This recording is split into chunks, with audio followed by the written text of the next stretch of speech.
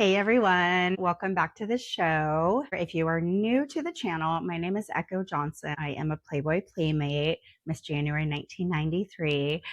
10-time Playboy cover girl, and I had a very long, successful career with Playboy and the modeling industry for a span of almost 20 years. I also am executive producer and host of my podcast called The Bunny Chronicles. The Bunny Chronicles serves as an homage to Hugh Hefner. We take a deep dive into the history, the legacy of the man behind it all, and the empire Playboy that he built. So today's topic, and this has been a requested one, and I'm excited to finally share it with you because it's also really interesting for me. So we're going to go back to the 1960s when the very first Playboy Club opened up, and we're going to talk about the Playboy Bunnies and what it entailed to be a Playboy bunny at the infamous Playboy Club. Before we start, I'm going to show you this right here.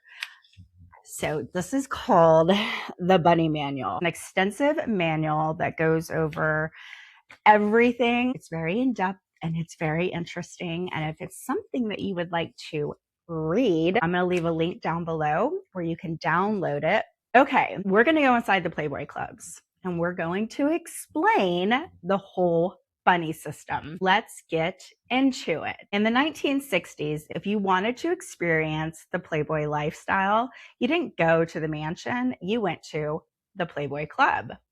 And what you found inside, it wasn't just entertainment. It was one of the most tightly controlled hospitality systems ever created. And at the center of it all was the Playboy Bunny. The Playboy Clubs looked glamorous, but behind the scenes, they operated like a fine-tuned machine, like a system. The first Playboy Club opened in Chicago in February 1960, and it absolutely exploded. People went mad for it. Within 1 year, membership waitlist grew, celebrities showed up nightly, and the bunny became an international symbol. Here's what most people miss. This wasn't chaos. It was choreography at its finest. Now, let's get into the bunny system. It is extensive and it is interesting. Did you know Playboy bunnies weren't allowed to sit down during their 8-hour shifts?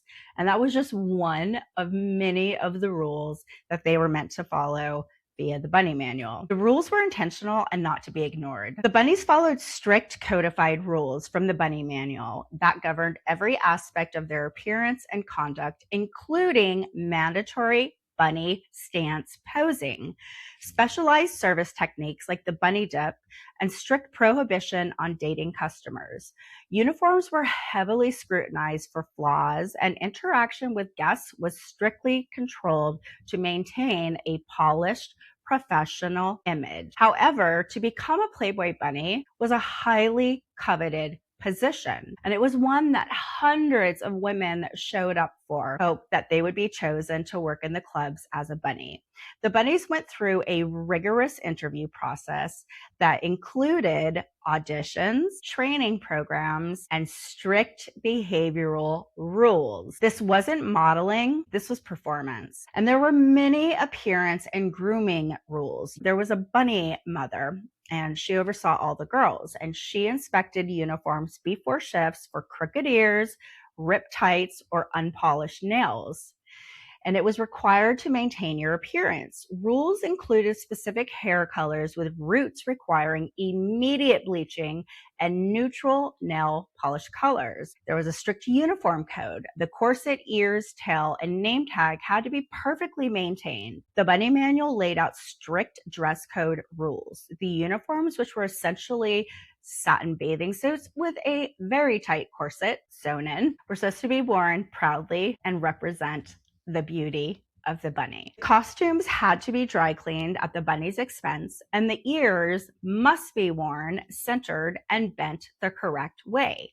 No jewelry was to be worn other than the cufflinks on the bunny uniform. Due to the requirement of constantly wearing 3-inch heels, the Bunny Manual also had tips on dealing with the pain of being in such high shoes. One recommendation was to roll the feet back and forth over a Coke bottle. In addition to the stringent uniform requirements, there were countless grooming and hygiene standards that had to be met. Pantyhose were required, and pantyhose were to be refrigerated between wears to reduce static. Bunnies at all times had to have a nice, fresh manicure. Bright colors of lipstick, such as red or coral, were required at all times.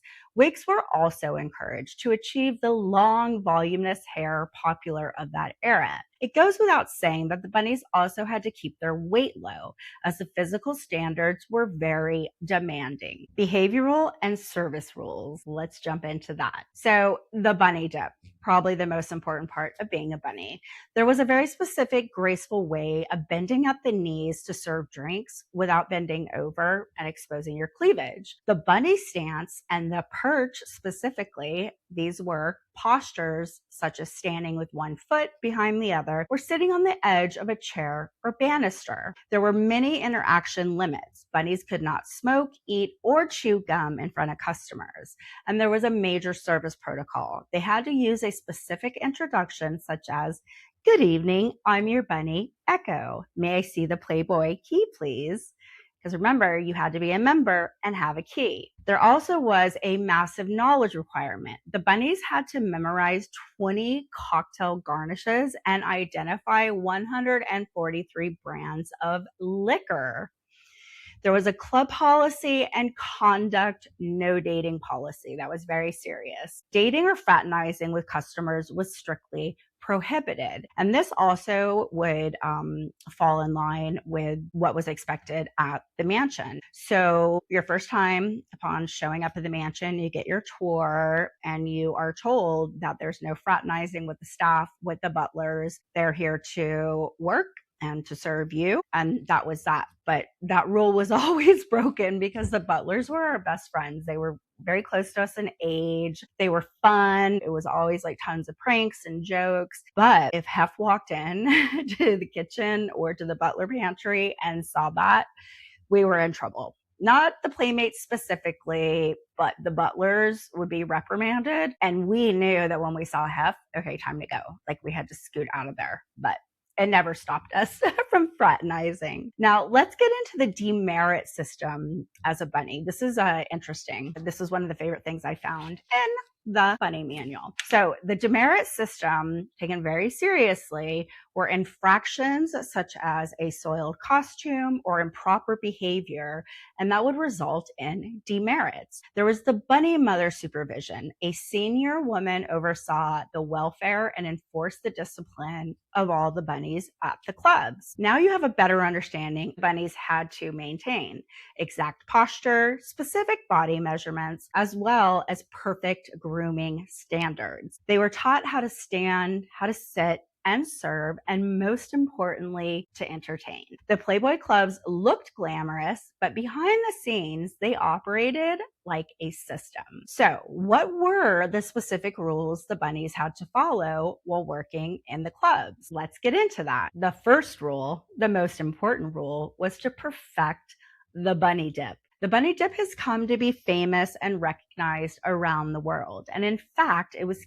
Keith Hefner, Hef's younger brother, who took the lead on training the bunnies on the renowned, and I will say incredibly difficult maneuver the bunnies were taught and instructed to master. When serving drinks, bunnies couldn't bend forward. Instead, they used a move, the bunny dip. The bunny dip has come to be famous and recognized around the world. And it was in fact Keith Hefner, Hef's brother, who took the lead on training the bunnies on the renowned bunny dip. And I will say an incredibly difficult maneuver that the bunnies were taught and instructed to master. So what did the bunny dip consist of? Well, there were 3 key points. Knees bent, back straight, tray balance, all the while with a smile on their face.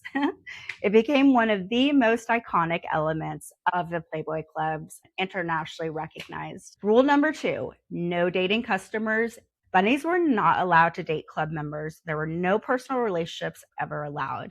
This particular rule would also apply to us Playmates and Playboy Mansion staff. The reason behind these specific set of rules was simple. The fantasy had to remain just that, a fantasy. Rule number 3, memorizing the extensive menu of cocktails and how each one was made. The bunnies had to memorize 20 cocktail garnishes and identify 143 brands of liquor. That's a lot.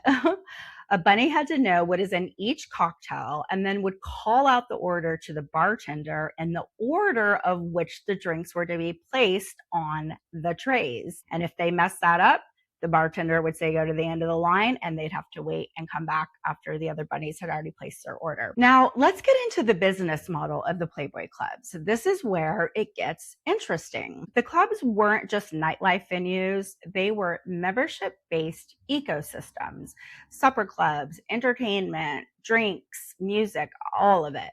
Customers paid for access, status, and overall experience. And the bunnies, they were the centerpiece of that experience, of course. By the mid-1960s, Playboy Clubs had expanded to cities like New York, Los Angeles, London, Tokyo, and more. At one point, there were over 40 clubs worldwide.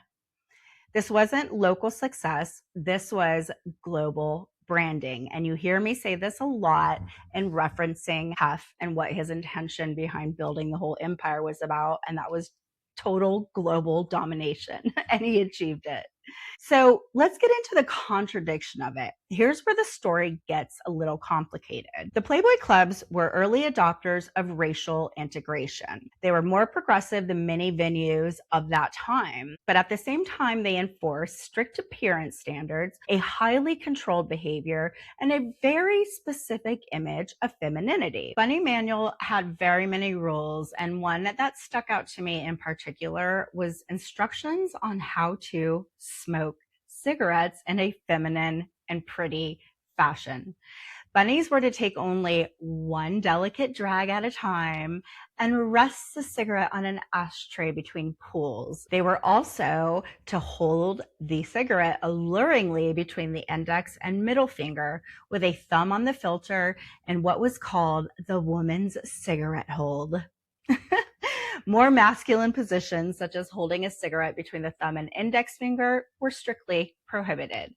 Another thing I found really interesting in reading the manual for that era of the 60s was that all bunnies were given healthcare insurance, as well as a list of expenses that could be written off for their taxes. This was unheard of at that time, specifically surrounding women, because you have to remember it wasn't until 1974 that women were legally allowed to open and have a personal bank account.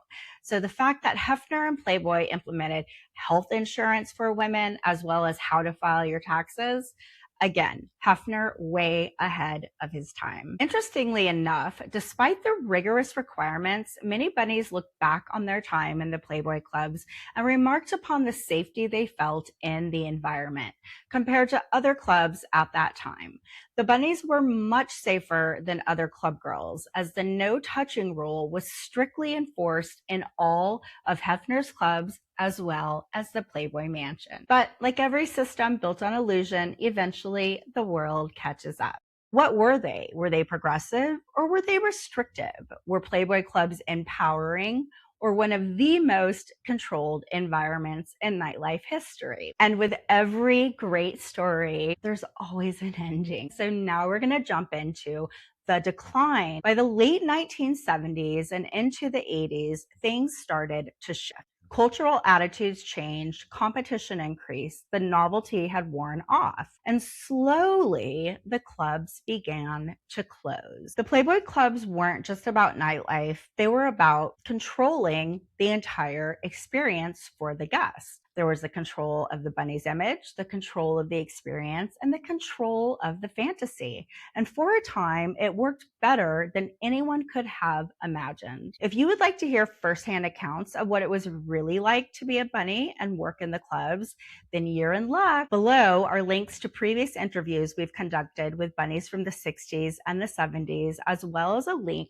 to The Black Bunny Hop by Pat Lacey. This is our bunny mom. We Playmates call her Lacey, and Lacey was with Playboy for 55 years. She started as a bunny at the Playboy Club on Sunset in Los Angeles. She would quickly work her way up and become an international bunny, then a jet bunny on Hef's Big Bunny. Then she was a training bunny, and then she transitioned into working in Playboy's corporate offices in the Playmate promotions department. Lacey was not only our bunny mom, she ran a tight ship and oversaw every major event where there were a dozen or so Playmates at a time making an appearance. She would watch everything. Nothing went unnoticed. And if we stepped out of line, Lacey was right there, a whisper in our ear. We would nod yes and adjust accordingly. I encourage you to purchase Lacey's book. You can find it on Amazon. It is an incredible story of how Playboy changed Lacey's life forever. And I think she's definitely one of the longest reigning employees of Playboy. I don't know if she's the longest, but 55 years. That's a very long time. So what do you think? Were the Playboy Clubs empowering or one of the most controlled environments in nightlife history? Drop a comment down below. Let us know what you think, and feel free to throw out any other topics you would like us to cover here at the Bunny Chronicles. Thank you so very much for your support. We couldn't do this without you. Stay tuned. We have lots more coming up. I'll see you next time.